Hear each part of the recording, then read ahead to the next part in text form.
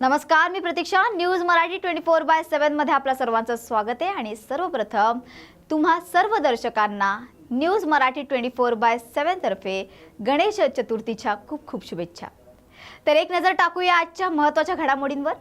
येवला शहरासह परिसरामध्ये आपल्या लाडक्या गणरायाचं जल्लोषात आगमन झालं असून शहरातील गणेश भक्त आपल्या लाडक्या बाप्पाला घरी घेऊन जात आहेत. एन्झो केम विद्यालयाच्या राजाचे देखील मोठ्या उत्साहात आगमन झाले. यावेळी शालेय विद्यार्थ्यांनी झांज लेझिम खेळाचे प्रात्यक्षिक सादर केली तर आपल्या लाडक्या गणपती बाप्पाचे स्वागत देखील केले. श्री गणेशा महादेव रिद्धी सिद्धी असा सजीव देखावा देखील या विद्यालयाच्या वतीनं या गणपती आगमन मिरवणूक प्रसंगी सादर करण्यात आला.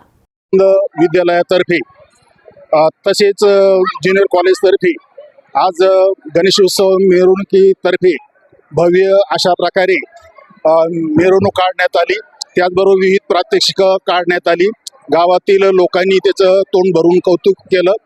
याबद्दल मी जे आमचे शिक्षक बंधूंचं त्याचबरोबर विद्यार्थी मित्रांचं आमच्या संस्थेतर्फे मी प्राचार्य मनोहर कदम त्या सर्वांचं या ठिकाणी कौतुक तसेच अभिनंदन करतो.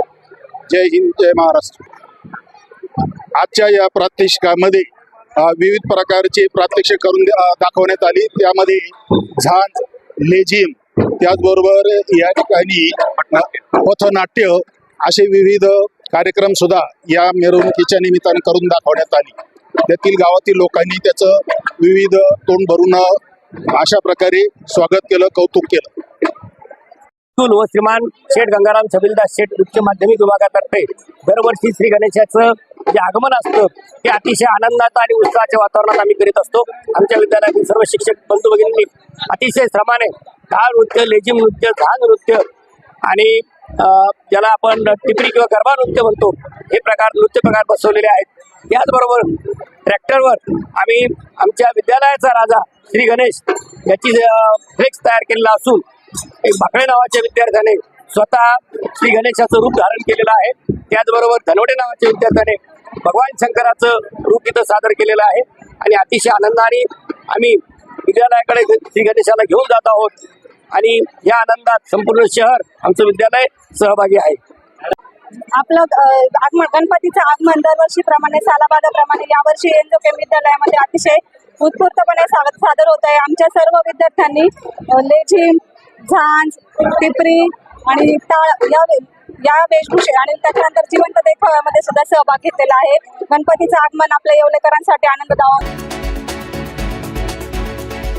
आमदार मदन येरावार यांच्या घरी चांदीच्या बाप्पाचं आगमन झालंय तर पाहूया त्याची एक झलक. तर आज सर्वत्र वाजत गाजत लाडक्या गणपती बाप्पाचं आगमन झालंय. आमदार मदन येरावार यांच्या घरी 55 वर्षांपासून चांदीचा गणपती बसवला जाण्याची परंपरा आहे. भक्तिमय वातावरणात बाप्पाची प्रतिष्ठापना करण्यात आली आहे. अतिवृष्टीमुळे शेतकऱ्यांचे नुकसान झालंय.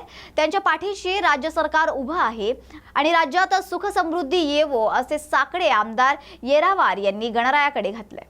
मी सर्वप्रथम महाराष्ट्रातल्या तमाम 11,43,00,000 जनतेला आणि समस्त यवतमाळकर नागरिकांना गणपती बाप्पांच्या आगमनाप्रित्यर्थ गणेश चतुर्थीच्या हार्दिक शुभेच्छा देतो. महाराष्ट्रावर विशेषतः विदर्भात यावेळेस जे निसर्गाने अतिवृष्टीमुळे जे संकट आलं त्यातून त्यांना सावरण्याची शक्ती ईश्वर गणपती बाप्पा प्रदान करो आणि त्यांच्या आनंदात कोणतंही विर्धन पडणार नाही या सगळ्यांची खातरजमा सरकार आणि काळजी ही सरकार घेईल हा त्यांना मी विश्वासही देतो. त्यांच्या जीवनामध्ये सुख आणि समृद्धी राहो ही ईश्वरचरणी प्रार्थना करतो. ठाण्यात वागळीच्या राजाचे जल्लोषात आगमन झालंय तर सर्व ठिकाणी सार्वजनिक गणेशोत्सव मंडळ आपल्या लाडक्या बाप्पाचं वाजत गाजत स्वागत करताना पाहायला मिळतात. ठाण्यातील शिवचैतन्य सार्वजनिक गणेशोत्सव मंडळाच्या वागळेचा राजा याचे हे 53वे वर्ष असून वागळेच्या राजाचे पारंपरिक वाद्यांसह आगमन सोहळा पार पडला। यावेळी टाळ, मृदुंग, ढोल ताशा पथक, शिवकालीन मर्दानी खेळ, त्याचप्रमाणे सनई संबळच्या तालावर बाप्पाचं स्वागत स्थानिक नागरिकांसह मंडळातल्या सदस्यांनी केले।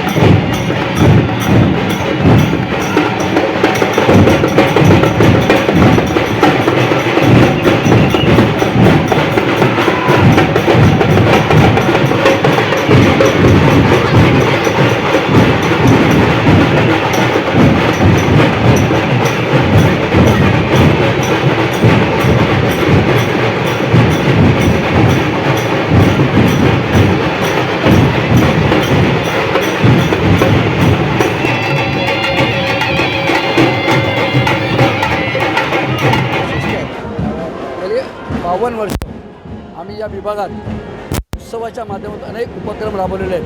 म्हणजे सुरुवातीला तर आम्ही म्हणजे आज कार्यकर्ते पण वेळ देत होते, कारण आता कार्यकर्त्यांची मानसिकता बदललेली आहे। परंतु उत्सव साधारण सगळे वेळात वेळ काढून येतात, परंतु तो त्यावेळेचा जो काळ होता की अक्षरशः मंडप बांधण्यापासून आम्ही सगळे या सहभागी व्हायचो। म्हणजे इव्हन हा जो रस्ता आहे आपला, समजा रस्ता साफ करण्यामध्ये झाडू मारण्यापासून आम्ही काम करत होतो।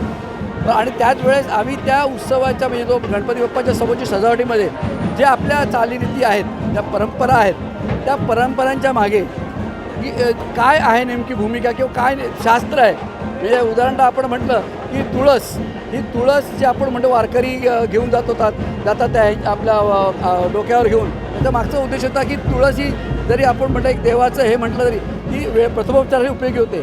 तसं अनेक तुळशीचे जे काही गोष्टी आहेत, म्हणजे आपण म्हणत होतो की तीच आपल्या गावाकडे जिथे आता तशा नाही आहे तुळशीचं वृंदावनं, पण गावच्या ठिकाणी जिथे तुळशी वृंदावनं असायची, तर त्या ठिकाणी जेव्हा महिला स्थानाधिक झाल्यानंतर ती तुळशीला पाणी घालणं, हे जर तुळशीला आपल्याला पाणी घालणं हा एक निमित्त जरी असलं तर त्यात सर्वात महत्त्वाचा असा विषय होता की तुळशीमधून निघणारा जो ओझोन वायू आहे O3, तो तिला दिवसभराच्या ह्याच्याने मदतीचा असायचा, फायदेशीर असायचा। अशा अनेक तुळशीच्या गोष्टी होत्या। किंवा नारळाचं, आपण नारळाला कल्पवृक्ष काय म्हणतो, तर ते बुंद्यापासून ते शेंड्यापर्यंत प्रत्येक गोष्ट ती उपयोगाला माणसाची येते।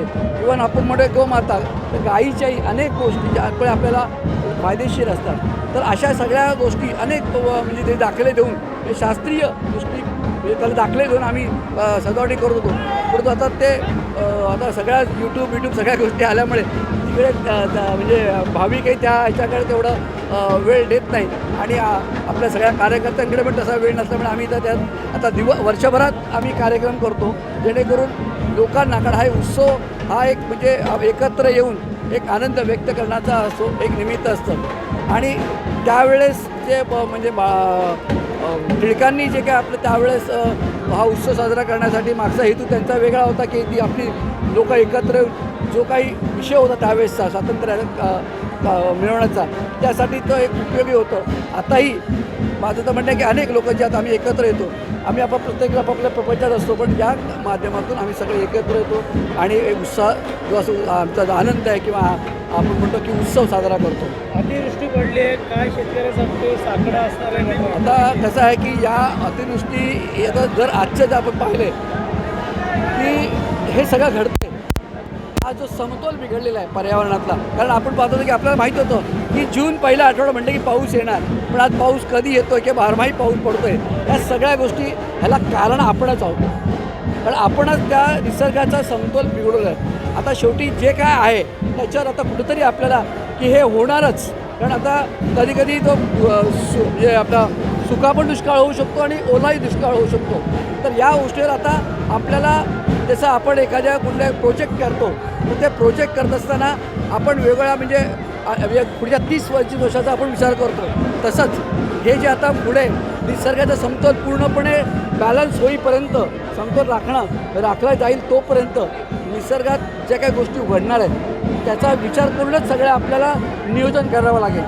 कारण आता पाऊस, आता ह्याला कोणाच्या हातात नाही, त्याच्यामुळे जे घडतं त्याच्यावर आपण मलमपट्टी किंवा त्यांना त्याच्यावर उपाय करणं, त्यांना मदत करणं आहे हे नाही. तर माझं तर स्पष्ट मत आहे की जे आता होणार आहे, जे अंदाज आपण व्यक्त करू, जे आपण जसं अंदाजपत्रक करतो की आपल्या ह्या वर्षभर किती खर्च काय, तसंच काय काय घडू शकतं, हा जो आजचं जे काही परिस्थिती आहे, पर्यावरणाची परिस्थिती झाली निर्माण झाली, तर त्याच्यात काय काय घडू शकतो ह्याचा विचार करून जर आपण नियोजन केलं तर नक्कीच आपल्याला जी तीव्रता आहे त्याची कमी करता येईल.